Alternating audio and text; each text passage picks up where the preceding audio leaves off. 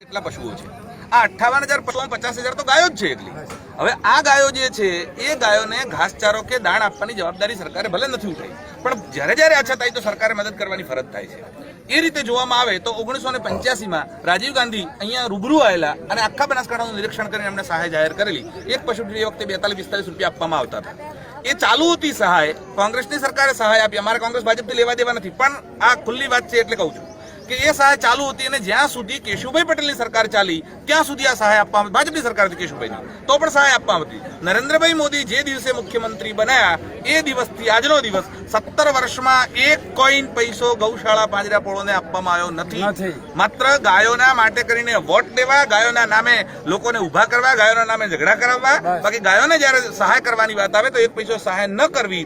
આ પ્રકારની જે નીતિ છે એ નીતિ માટે અમે 1.5 મહિના પહેલા આવેદનપત્ર આપ્યું છે. કલેક્ટરને રૂબરૂ મળ્યા છીએ, મામલતદારને રૂબરૂ મળ્યા છીએ, ધારાસભ્યો સંસદીયોને બધાને મોકલ્યું છે, મુખ્યમંત્રીની ઓફિસ સુધી અમે રજૂઆત કરી છે, પણ એમની ઊંઘ ઉડતી નથી. એમને એમ કે આ તો ખાલી વાતો કરે છે, કંઈ કરવાના નથી. બીજી વાત એવી છે કે જે જગ્યાએ આપણે ઉભા છીએ આ રાજપુર ડીસા પાંજરાપોળ, આમાં 10,000થી વધારે પશુઓ છે. આ 10,000 પશુઓમાં એક પણ પશુ રસ્તે રખડતું નથી, એક પણ વસ્તુ કોઈ મૂકી ગયું એવું નથી, એક પણ વસ્તુ બીજેથી આવ્યું છે એવું નહીં. કોર્ટના કેસો જે ચાલે છે એવા 650 કેસોના પશુઓ કોર્ટ અને પોલીસે સાચવણી માટે અમને સોંપેલા છે. એટલે આની ભરણપોષણની જવાબદારી કોર્ટ અને સરકાર જ્યારે પોલીસમાં ઇન્વોલ્વ હોય તો કાયદેસર સરકારની થાય છે, ગુજરાત સરકારની, રાજ્ય સરકારની થાય છે.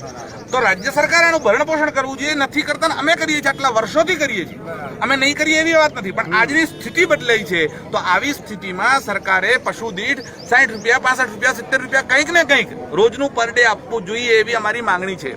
અને બાજુમાં તમે તપાસ કરો, રાજસ્થાન છે, અહીંયા સરહદ બાજુમાં છે, એટલે 20-25 કિલોમીટર જાવ એટલે રાજસ્થાન આવી જાય. અને રાજસ્થાનમાં પશુ દીઠ 65 રૂપિયા દરરોજ પ્રતિદિન આપવામાં આવે છે. એક વાછરડા માટે કે નાના બાળક બચ્ચું હોય જો પશુનું, તો એના માટે 35 રૂપિયા આપવામાં આવે છે. તો જો રાજસ્થાન આપી શકતું હોય તો ગુજરાત ન આપી શકે એવી તો સ્થિતિ છે નહીં. અને તમે ગાયોના નામે બોટ લીધા, તમે તો કાયદેસરના એના માટે તમારી ઉપર તો પબ્લિકે ચડી બેસવું જોઈએ.